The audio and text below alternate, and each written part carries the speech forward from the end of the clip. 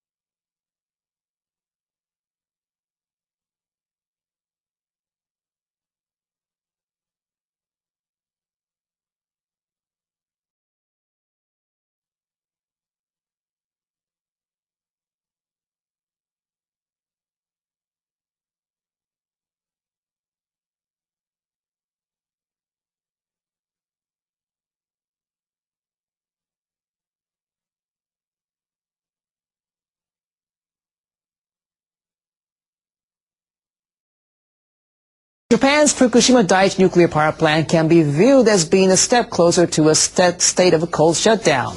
Tokyo Electric Power Company announced on Thursday that the temperature with the number 2 reactor largely remained below 100 degrees Celsius, bringing the mercury below the 100-degree mark at all 3 troubled reactors. But TEPCO still faces challenges, such as stabilizing the cooling systems before a state of cold shutdown can be achieved.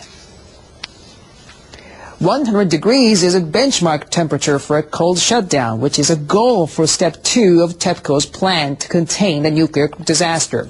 The government is aiming to achieve a cold shutdown by the end of this year. Under normal circumstances, a cold shutdown can be reached when reactors are halted safely and the water inside drops below 100 degrees. But since the Fukushima plant has suffered nuclear fuel meltdowns, the criteria are somewhat different. That's why a cold shutdown has been redefined as bringing the temperatures at the bottom of the crippled reactors to below 100 degrees. Another requirement is curbing the release of radioactive substances so that additional human exposure near the plant can be limited to 1 millisievert per year or less. We're satisfied that all 3 troubled reactors are below 100 degrees. It's very important to maintain this situation permanently. One of the hurdles to achieving the cold shutdown is the presence of contaminated water. Water must be continuously injected into the reactors to keep them cool. But this produces 550 tons of radioactive water each day, which must be decontaminated. An expert points out another major hurdle.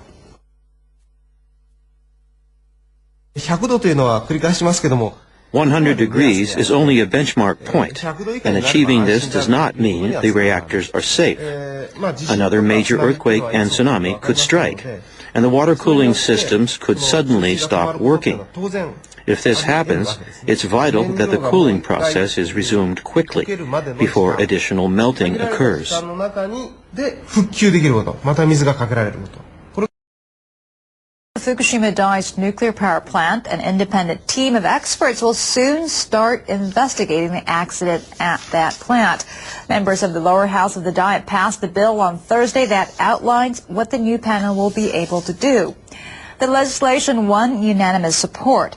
It gives the Diet the power to assemble a 10-member team of experts. This panel will work separately from the government's investigation and verification committee, which was set up back in May.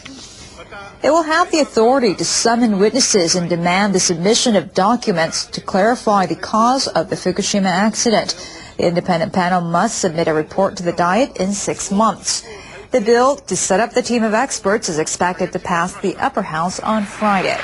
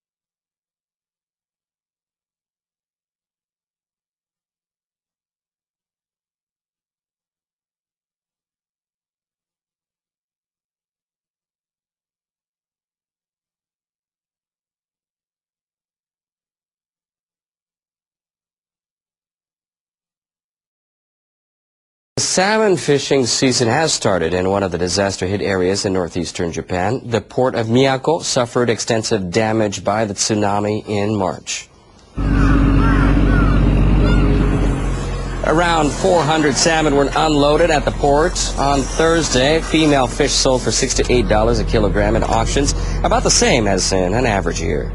Miyako boasts the largest salmon haul in Japan's main island of Honshu, but so far this autumn's catch is about half the usual amount. That's partly because debris on the seabed left by the tsunami is limiting the area where fishermen can set up their nets. Higher water temperatures than usual are also to blame.